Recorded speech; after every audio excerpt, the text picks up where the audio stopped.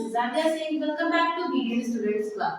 तो इससे पहले वाली क्लास में हम लोग देख चुके हैं कि आखिर कंपोनेंट्स ऑफ एनवायरनमेंट क्या होते हैं। सॉरी, कंपोनेंट्स ऑफ एनवायरनमेंट आखिर होते क्या हैं। तो क्या होते हैं, फटाफट कमेंट में बताइए। कंपोनेंट ऑफ एनवायरनमेंट क्या होते हैं? पहले तो होता है नेचुरल एनवायरनमेंट, दूसरा ह्यूमन मेड एनवायरनमेंट और तीसरा जो है वो ह्यूमन एनवायरनमेंट। ठीक है, तो आगे इस क्लास में हम लोग देखने वाले हैं कि आखिर नेचुरल एनवायरनमेंट को और ब्रीफली देखेंगे, क्योंकि इससे पहले वाली क्लास में हम बता चुके हैं कि पहले तो दो टाइप के होते हैं, बायोटिक और अबायोटिक। तो इसमें हम लोग देखेंगे कि नेचुरल एनवायरनमेंट को थोड़ा और ब्रीफली पढ़ते हैं। तो पहला हम लोग के माइंड में क्वेश्चन सबसे पहले यही अराइज होगा कि आखिर नेचुरल एनवायरनमेंट होता क्या है। तो नेचुरल एनवायरनमेंट देखिए, land, air, water, plant and animal comprises natural environment.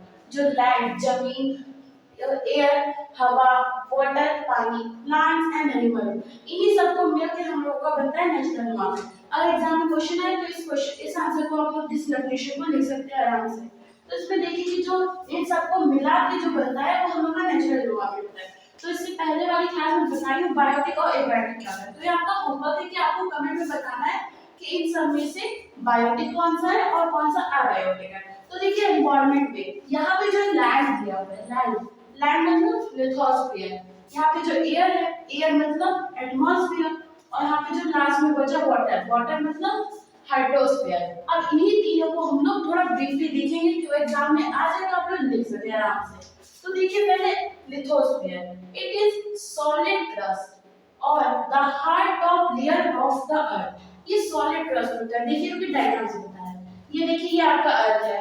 अगर अर्थ का हम लोग इतना पार्ट लेंगे तो ऐसे निकलेगा, ठीक है। तो यहाँ पर जो टॉप मोस्ट लेयर होती है सॉइल की, यही आपकी होती है लिथोस्फीयर, ये यहाँ पे, ठीक है, लिथोस्फीयर होती है, ठीक है। ये बहुत हार्ड होती है, आउटर मोस्ट कवरिंग।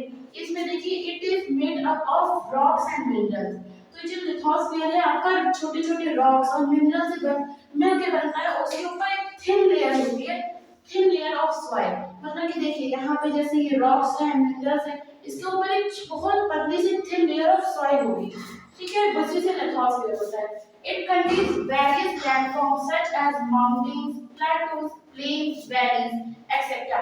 तो जो लिथोस्फीयर है वो कई तरह के लैंडफॉर्म्स होते हैं। देखिए जैसे यहाँ पे पहले माउंटेन, जो माउंटेन होते हैं वो ऐसे लैंड आती है, फिर टिप से होके ऐसे, ये हम लोग का ऐसे माउंटेन होता है। फिर इसके बाद आता है प्लेटोज, ये टेबल लाइक लैंड होता है, ऐसे आते हैं, फिर टेबल की तरह प्लेन होके नीचे से ऐसे, ये देखिए ऊपर ऐसे लैंड जा रही है, देखिए ऊपर टेबल, यहाँ पे भी फ्लैट है, फिर यहाँ से डाउन, मतलब ये टेबल लाइक लैंड होती है। और ये जो बचा प्लेन्स, प्लेन्स तो जैसे आपका होता नहीं है खेत वेत में क्रॉप जहाँ पे आप एग्रीकल्चर करते हैं, वहाँ पे एकदम प्लेन लैंड। और बचा जो ये वैली, वैली क्या होती है, दो माउंटेन्स के बीच में जो जगह बची रहती है उसे क्या कहते हैं, वैलीज कहते हैं, ठीक है। Lithosphere is the domain that provides us forest, grassland of grazing land for agriculture and human settlement. ठीक है, जो लिथोस्फीयर होता है वो डोमेन देता है हम लोग को, प्रोवाइड करता है कि फॉरेस्ट। अब फॉरेस्ट आपके सर पे थोड़ी ना उगेगा, फॉरेस्ट क्या होता है, जमीन पे होता है। तो फॉरेस्ट लिथोस्फीयर में उगता है, पेड़ कहाँ पे उगते हैं, जमीन पे उगते हैं। ग्रासलैंड में ग्रेजिंग, हम लोग ग्रासलैंड कहाँ होते हैं, जो पशु पक्षी होते हैं वो कहाँ खाते हैं, घास जमीन पे खाते हैं, क्योंकि जमीन पे ही उगता है। फिर उसके बाद क्या है, लैंड फॉर एग्रीकल्चर। अब हम लोग खेती बाड़ी कहाँ करेंगे, जमीन पे करेंगे, एग्रीकल्चर हम लोग की जमीन पे होते हैं। और ह्यूमन सेटलमेंट, हम लोग जमीन पे अपने घर बना के, बिल्डिंग्स बना के उसमें रहते हैं। तो उसके बाद ये देखिए, ये बहुत इंपॉर्टेंट पॉइंट है, it is also a source of minerals. मतलब कि जो लिथोस्फीयर है वो हम लोग को मिनरल्स प्रोवाइड करता है।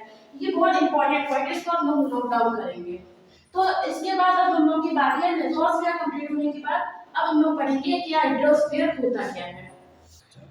तो ठीक है, चलिए अब हम लोग देखते हैं कि हाइड्रोस्फीयर होता क्या है। उससे पहले चलिए हम लोग पहले ये फिर से रिवाइज कर लेते हैं कि हम लोग ने अभी तक क्या पढ़ा। हम लोग ने पहले पढ़ा है कि नेचुरल एनवायरनमेंट क्या होता है। नेचुरल एनवायरनमेंट के बाद हम लोग ने पढ़ लिया है लिथोस्फीयर क्या होता है। लिथोस्फीयर मतलब लैंड, ठीक है। अब हम लोग पढ़ने जा रहे हैं हाइड्रोस्फीयर, जिसका मतलब है वाटर। तो ठीक है, यहाँ पे देखिए पहला पॉइंट जो लिखा है, the domain of water is known as hydrosphere. जो डोमेन ऑफ वाटर है वो हम लोग का हाइड्रोस्फीयर कहलाता है।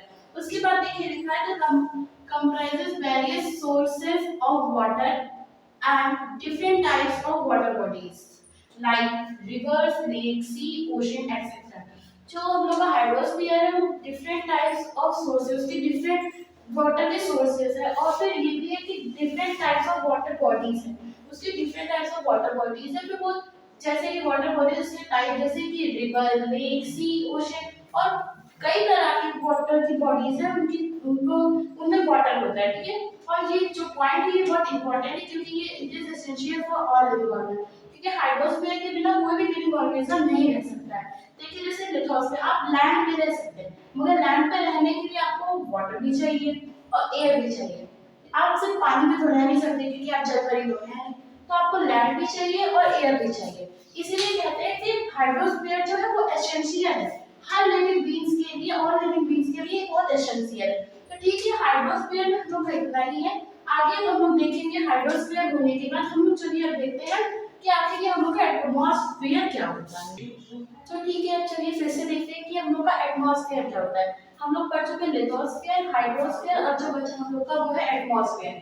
तो देखिए एटमॉस्फेयर क्या होता है। Atmosphere it is thin layer of air that surrounds the earth. ये क्या होती है, एक बहुत पतली लेयर होती है, एक बहुत मतलब कि हवा की एकदम पतली लेयर। ये देखिए जैसे कि ये हम लोग का अर्थ है, ये क्या है, अर्थ है, ठीक है। अर्थ के जो पतली से पतली लेयर, ये हम लोग की एटमॉस्फेयर है। क्या है ये, ठीक है, ये एटमॉस्फेयर है हम लोग का। ये देखिए यहाँ पे क्या लिखा है, that air that surrounds the earth, ये क्या है, थिन लेयर। क्या है, थिन लेयर, मतलब ये पतली सी पतली लेयर है जो हम लोग के अर्थ को सराउंड करते हैं, हम लोग के अर्थ को चारों ओर से कवर की हुई है, ये हम लोग को सराउंड करते हैं, ठीक है। इसके बाद देखिए the gravitational force of the earth holds the atmosphere around it. तो ठीक है, हम लोग देखें कि अब आप सोचिए ये क्या है, एटमॉस्फेयर वो हवा है, गैसेस है, तो ये उड़ क्यों नहीं जाता, इसलिए नहीं होता। जैसे देखिए हम ये मार के फेंके ऐसे नीचे जा रहा है, क्योंकि उसको अर्थ जो है वो ग्रेविटेशनल फोर्स लगा के नीचे खींच रही है। वैसे यहाँ पे इस एटमॉस्फेयर के इस लेयर को क्या करती है, ग्रेविटेशनल फोर्स नीचे खींचती रहती है, तो अर्थ के चारों ओर खींची जाती है ताकि ये कहीं और ना जाकर हम लोग के अर्थ पे ही रहे। और ये क्या कहते हैं आगे देखिए, it protects us from the harmful rays. ये हम लोग को बहुत हार्मफुल रेज जैसे सन से आती है, अल्ट्रावायलेट से, उससे हम लोग को प्रोटेक्ट करता है, और स्कॉचिंग ऑफ हीट से भी प्रोटेक्ट करता है, ठीक है। जैसे यहाँ पे आपका सन है, दिख रहा होगा, आई थिंक विजिबल होगा, सन से रेज आती है, तो यहाँ पे आप या मैं खड़े हैं कोई, तो यहाँ पे हम लोग की जो एटमॉस्फेयर है ये इस रेज, इस हार्मफुल रेजेस से हम लोग को प्रोटेक्ट करती है और बचाती है ताकि हम लोग को कुछ ना हो पाए। फिर देखिए it contains numbers of gases, dust and water vapour. जो एटमॉस्फेयर है हम लोग का, ये नंबर्स ऑफ गैसेस मतलब बहुत सारी गैसेस से बनी हुई है, और ये हम लोग की डस्ट कंटेन करते हैं, क्योंकि हवा में डस्ट होती है, सिंपल सी बात है। और वाटर वेपर, क्योंकि पानी जब उठता है वो गैस फॉर्म में आता है, तो उसको वाटर वेपर कहते हैं, तो वो हम लोग के एटमॉस्फेयर में वाटर वेपर भी बहुत होता है। और देखिए ये इंपॉर्टेंट है, the change in atmosphere that is equals to the change of weather and climate. मतलब कि जब हम लोग का एटमॉस्फेयर चेंज होगा तो उसके साथ साथ हम लोग का वेदर और क्लाइमेट भी चेंज होगा।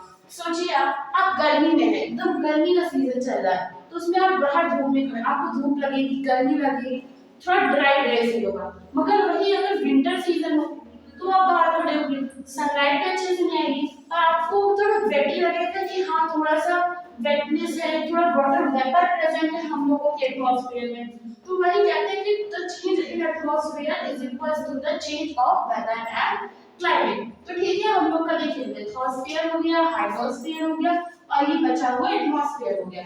अब देखिए ये लिथोस्फीयर, हाइड्रोस्फीयर, एटमॉस्फेयर, ये तीनों जब मिलते हैं तब हम लोग का क्या बनता है, बायोस्फीयर। क्योंकि हम लोग सिर्फ लैंड पे तो रह नहीं सकते, हम लोग को पानी भी चाहिए, हवा भी चाहिए।